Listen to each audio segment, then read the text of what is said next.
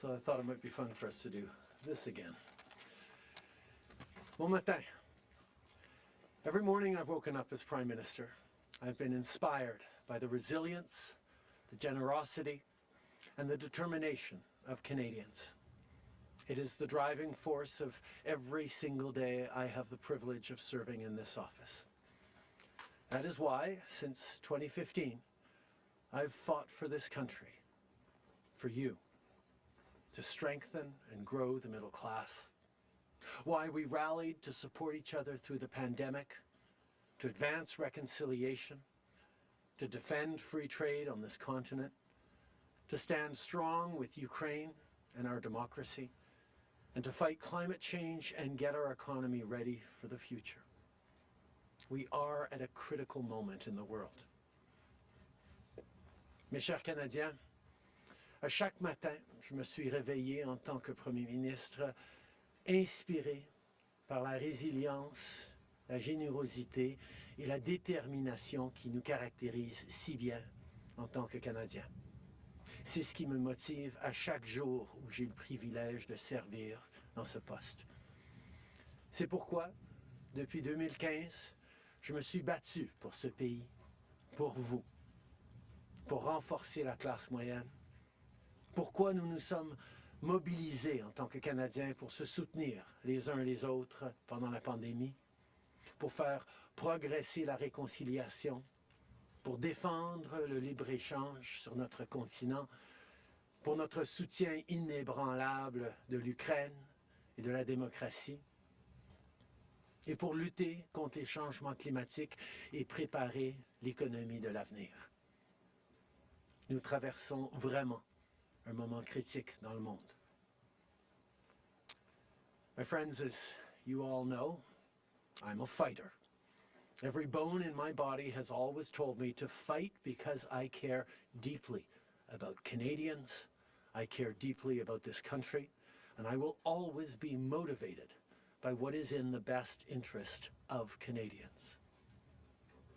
And the fact is, despite best efforts to work through it, Parliament has been paralyzed for months after what has been the longest session of a minority parliament in Canadian history.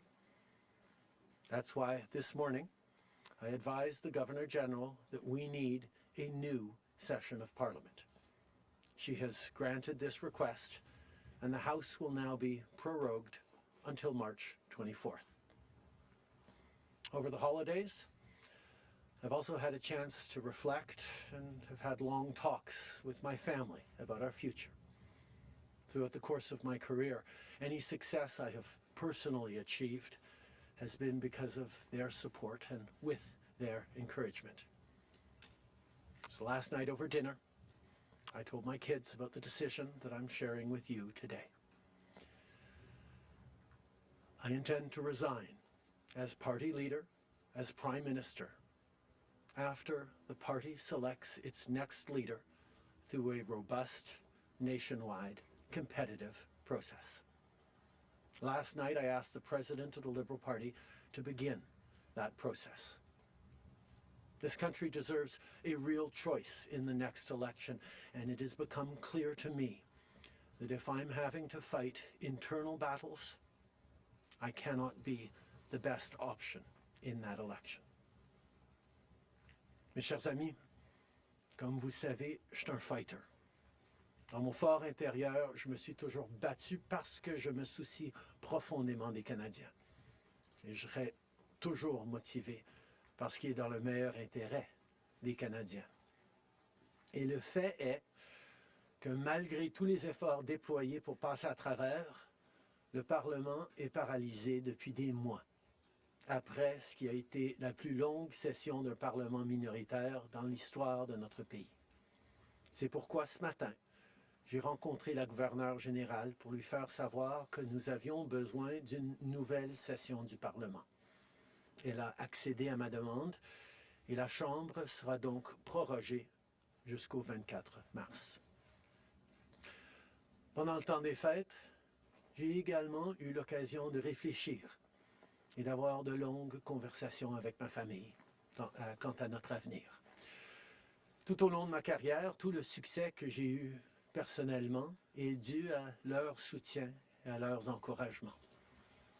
Donc hier soir, au souper, j'ai partagé avec mes enfants la décision que je partage avec vous tous aujourd'hui. J'ai l'intention de démissionner de mon poste de chef du Parti libéral du Canada et de Premier ministre une fois que le parti aura choisi son prochain chef à l'issue d'un processus national, rigoureux et compétitif. Hier soir, j'ai demandé au président du parti de commencer les étapes nécessaires. Le pays mérite un choix clair et réel lors des prochaines élections. Il est devenu évident pour moi que si je dois me concentrer sur des batailles internes, je ne peux pas être la meilleure option lors de ces élections. Le Parti libéral du Canada est une institution importante dans l'histoire de notre grand pays et de notre démocratie. Un nouveau premier ministre et chef du parti portera les valeurs et les idées du Parti libéral dans la prochaine élection. J'ai hâte d'observer le déroulement de ce processus dans les mois à venir. Nous avons été élus pour la 3e fois en 2021 pour renforcer l'économie après la pandémie et faire progresser les intérêts du Canada dans un monde complexe. Et c'est exactement ce que je vais continuer à faire, ce que nous allons continuer à faire pour les Canadiens. The Liberal Party of Canada is an important institution in the history of our great country and democracy. A new Prime Minister and leader of the Liberal Party will carry its values and ideals into that next election. I'm excited to see the process unfold in the months ahead. We were elected for the 3rd time in 2021 to strengthen the economy post-pandemic and advance Canada's interests in a complicated world. And that is exactly the job that I and we will continue to do for Canadians. Merci beaucoup, mes amis. Thank you, Prime Minister. We'll now go to questions, starting with Laurence Martin, Radio-Canada. Bonjour, Monsieur Trudeau. Vous vouliez le faire, ce combat contre Pierre Poilievre. Des batailles internes, il y en a dans votre parti depuis plusieurs mois déjà. Pourquoi est-ce que vous décidez d'abdiquer maintenant? Qu'est-ce qui vous a fait changer d'avis?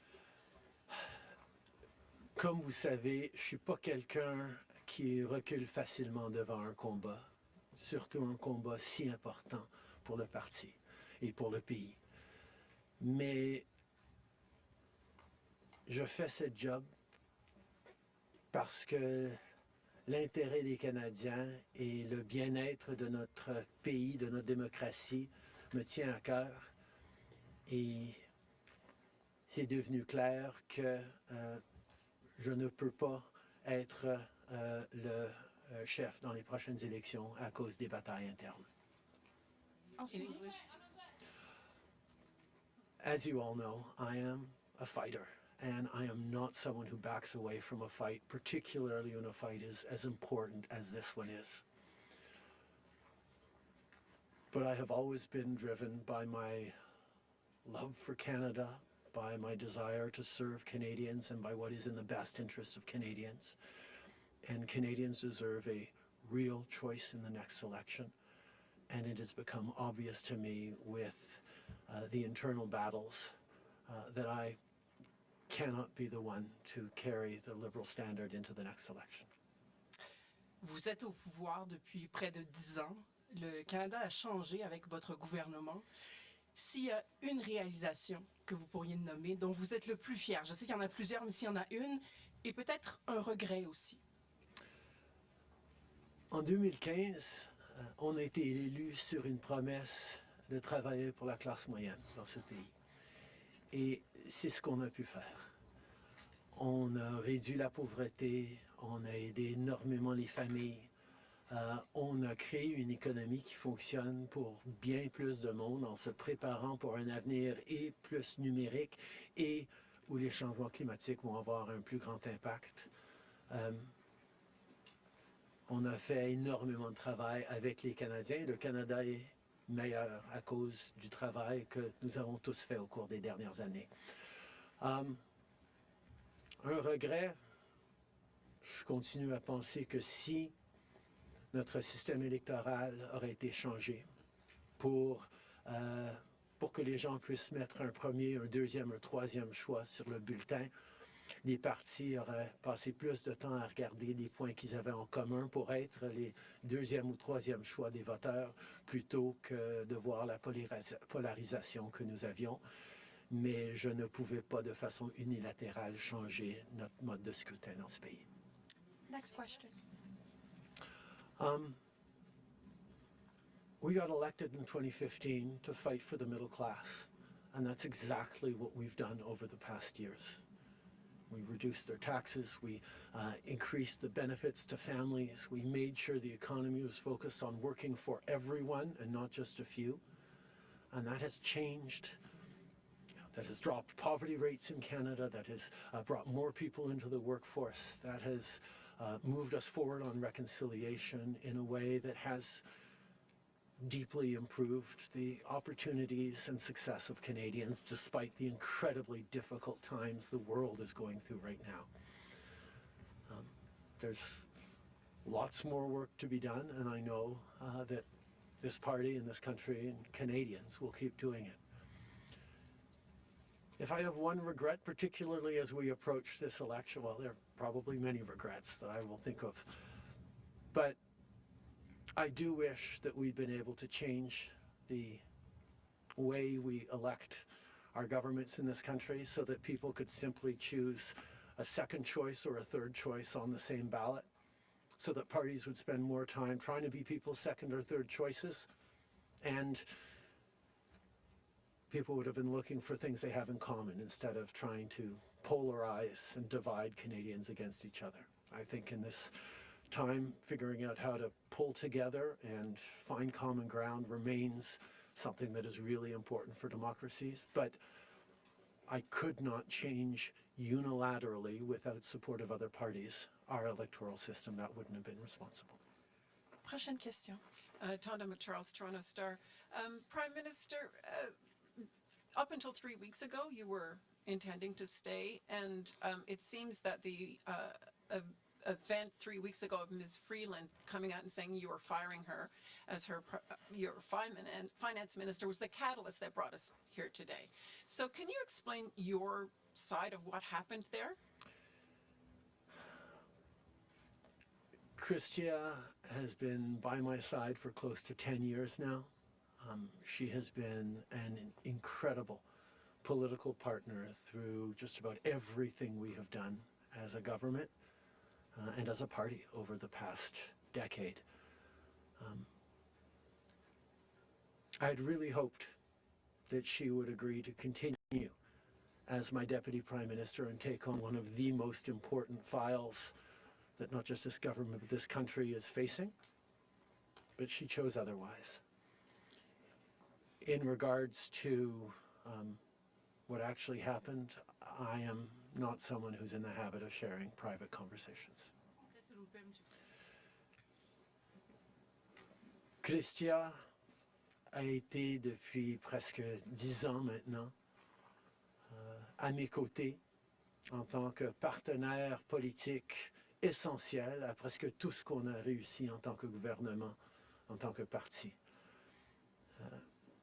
J'aurais vraiment souhaité qu'elle choisisse de continuer en tant que ma vice-première ministre et qu'elle prenne un des dossiers les plus importants auxquels les Canadiens et notre gouvernement vont faire face dans les mois à venir, d'ici les prochaines élections.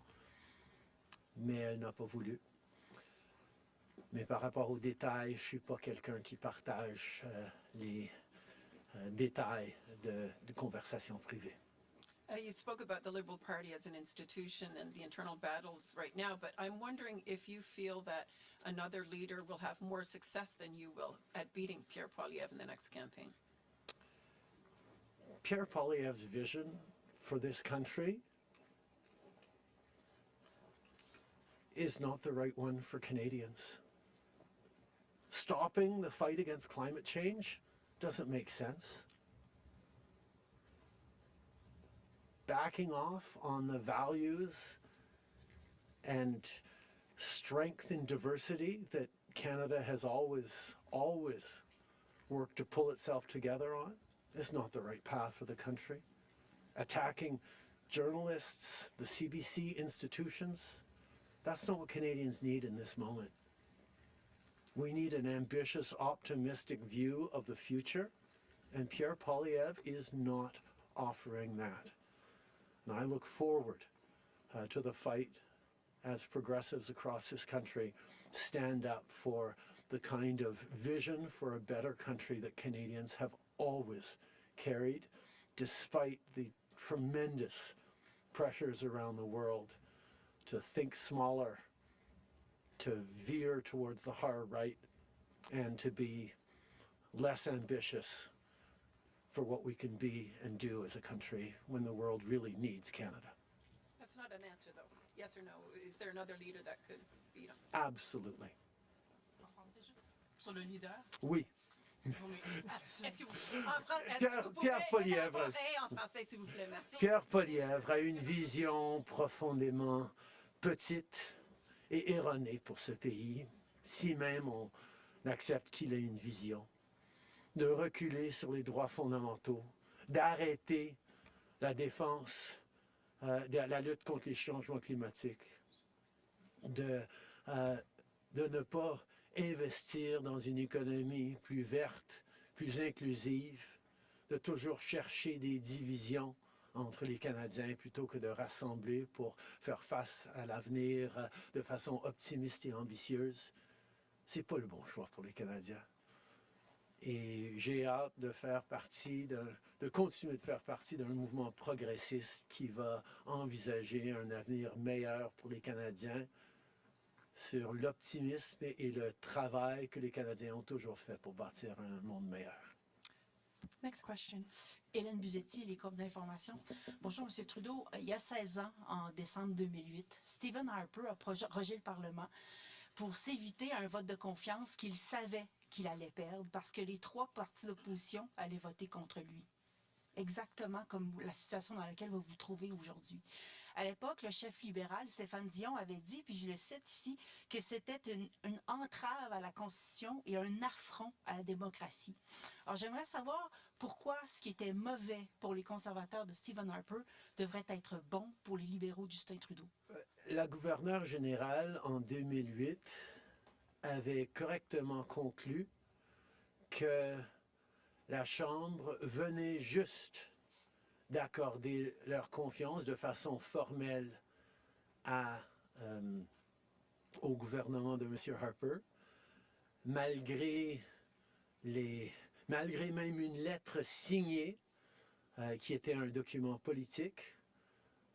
La voix de la Chambre compte. Or, avant d'arrêter le travail à la Chambre pour les fêtes, on a gagné 3 votes de non-confiance, 3 votes de confiance, et nous allons devoir retester la confiance de la Chambre dès le mois de mars pour passer les éléments budgétaires nécessaires pour faire fonctionner le gouvernement.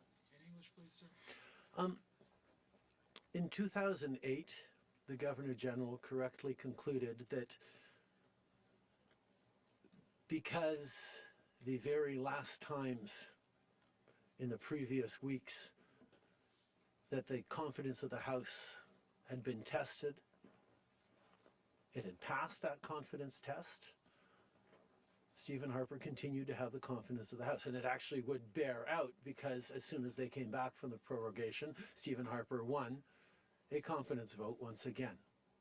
So a political document or political speeches doesn't carry the kind of weight that winning a confidence vote means. But this prorogation will take us only into March, and there will be confidence votes in March in the passing of supply that will allow Parliament to weigh in on confidence in a way that is entirely in keeping with all the principles of democracy and the workings of our strong institutions. Mais avec respect, M. Trudeau, y a-t-il pas quelque chose un peu antidémocratique de suspendre la possibilité du Parlement d'exprimer sa non-confiance le temps que votre parti se cherche un sauveur? Est-ce qu'il ne devrait pas plutôt juste se référer aux électeurs et de déclencher dès maintenant une élection? Hélène, je pense que tu as très clairement vu, comme tout le monde dans la galerie de presse parlementaire, à quel point le Parlement ne fonctionne plus depuis plusieurs mois. On est pogné dans une question de privilège, il y a des motions d'obstruction constantes et on a pu très peu accomplir pendant les derniers mois au Parlement. Le Parlement a besoin d'un reset, a besoin de se calmer un peu les pompons pour se remettre au travail pour les Canadiens et pas à faire de la petite politique constante, ce qu'on est en train de voir des conservateurs. Donc, ce reset a deux éléments. Une prorogation pour que, justement, on recommence avec une fraîche approche au Parlement. Et deuxièmement, oui, le Parti libéral va entamer un leadership parce que je m'attends à ce que si c'est pas moi qui va mener le parti dans les prochaines élections, la polarisation qu'on voit actuellement au Parlement devrait aussi se calmer un petit peu. Les Canadiens ont besoin d'un Parlement qui fonctionne, particulièrement dans ce moment complexe, et ces deux éléments vont représenter le reset nécessaire pour le Parlement. En anglais, mais si vous pouvez dire pourquoi pas une élection, vous l'avez pas dit. The parliamentary press gallery, and anyone who's been watching politics closely over the past months will know that Parliament has been entirely seized by obstruction and filibustering and a total lack of productivity over the past few months. We are right now the longest serving minority government in history, and it's time for a reset. It's time for the temperature to come down, for the people to have a fresh start in Parliament, to be able to navigate through these complex times, both domestically and internationally. And the reset that we have is actually two parts. One is the prorogation, but the other part is recognizing that removing me from the equation as the leader who will fight the next election for the Liberal Party should also decrease the level of polarization that we're seeing right now in the House and in Canadian politics, and allow people to actually focus on serving Canadians in this House and with their work the way Canadians deserve. On va prendre une dernière question. Good morning, Prime Minister Stephanie Taylor with the National Post. Given, as you just said, there's going to be confidence votes in March, opposition parties have said they are prepared to bring down your government. What kind of chances do you think you are leaving to your successor, given that there will only be mere weeks for them to introduce themselves to Canadians before heading into an election, potentially? I have a tremendous amount of confidence in both Canadians and in parliamentarians' interest in serving Canadians in the right way. We're in a minority government right now, and there hasn't been an active leadership in a minority government in more than 50 years in this country. And there is always going to be the challenge of having a leadership race while a parliament would face confidence votes in the course of delivering supply to the government. So this is something that we're going to navigate through, but I truly feel that removing the contention around my own continued leadership is an opportunity to bring the temperature down, have a government that will focus on the complex issues that are coming forward in the coming months, while the party gets to have a full national process that brings in people from right across the country and makes a determination about the best person to carry the progressive liberal standard into the next election. Can you clarify whether ministers who would like to campaign for your job will have to step out of cabinet? And how can the Liberal government be in a position to protect Canadian businesses and Canadians from the threat of tariffs from incoming President Donald Trump when members of the government are going to be focused on who's going to be taking your job? The government will still, and the cabinet will still be very much focused on doing the job that Canadians elected us to do in 2021, which is fight for their interests, stand up for their well-being, and make sure that they are good and that Canadians are protected and strong. There will be a leadership process and the rules will unfold over the coming weeks. But I can assure you that the tools and the need to stand up for Canadians, to protect Canadians in their interests and continue to fight for the economy is something that everyone in this government will be singularly focused on. Je peux souligner que, évidemment, les règles et les conditions du leadership du Parti libéral vont être discutées dans les semaines à venir. Mais le gouvernement qui a été élu pour protéger les Canadiens et leurs intérêts dans un monde très complexe, qui a été élu le plus récemment en 2021, va continuer ce travail avec un focus et une emphase singulière sur ce qui est dans les intérêts des Canadiens, pendant que le parti fait ce dont il a besoin pour avoir un processus de leadership. Merci beaucoup. Ceci conclut la conférence de presse d'aujourd'hui. Merci tout le monde. Merci d'être ici dans une belle journée d'Ottawa. Bonne journée.